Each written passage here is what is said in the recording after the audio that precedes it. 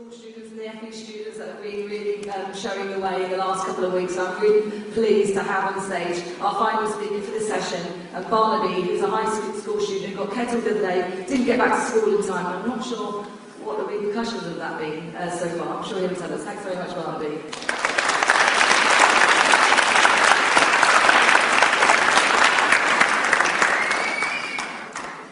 Well, I might be in detention all week, and the school might not be very happy, but we sure showed something much bigger last Wednesday.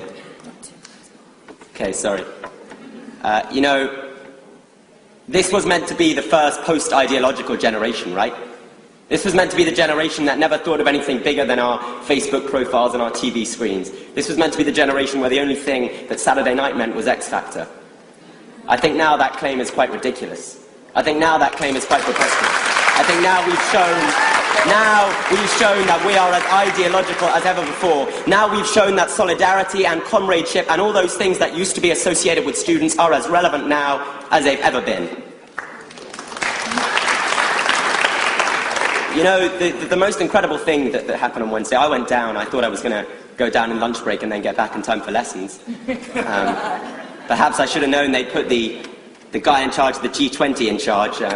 Perhaps I should have been more concerned for my life than for whether I was going to get down for lessons. But when I tried to get out and I was told it was a sterile area by police officers standing and not letting anyone out, I thought, well, that's why we need a university education. If we don't get one, we end up in police uniforms.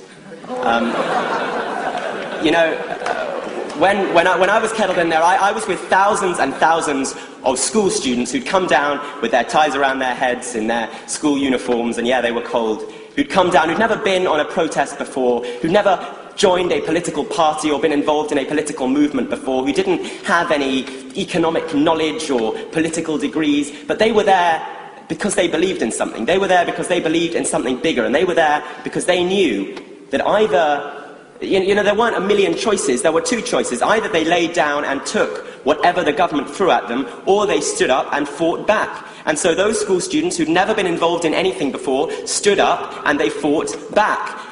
And when they were in that kettle, being kettled in by police, you know, the word went round as we were sitting, huddling around fires, sharing out what little food we had, and the word went round, people said, we know what they're up to. We know that they don't think we're a danger to the public. I'm 15 years old, people there were as young as 13. We know they don't think we're going to run riot through the streets of London. We know what they're up to. They think that if they kettle us now, we're not going to come on a demonstration ever again.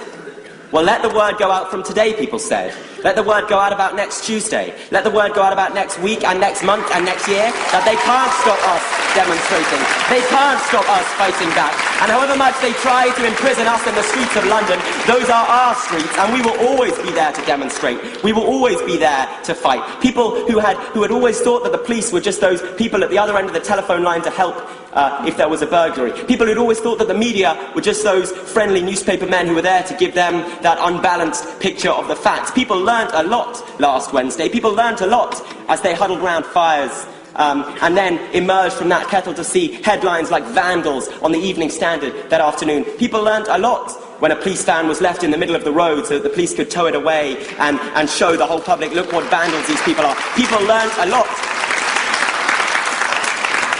So the message that goes out from last Wednesday is very clear. We are no longer that post-ideological generation. We are no longer that generation that doesn't care. We are no longer that generation that's prepared to sit back and take whatever they give us. We are now the generation at the heart of the fight back. We are now the generation that will stand with everyone who's fighting back. The most inspiring thing, I think, was that just after Wednesday, hundreds of people joined a Facebook group, school students joined a Facebook group in solidarity with RMT members on strike. Those are people who previously thought tube strikes was something annoying because they stopped them getting into school. Now they think they've got to link arms and fight back with everyone. So we want to show solidarity with everyone who's fighting back. We hope you'll show solidarity with us and send a strong message to this government that they can't throw their cuts at us. We're going to stand up and we're going to fight back.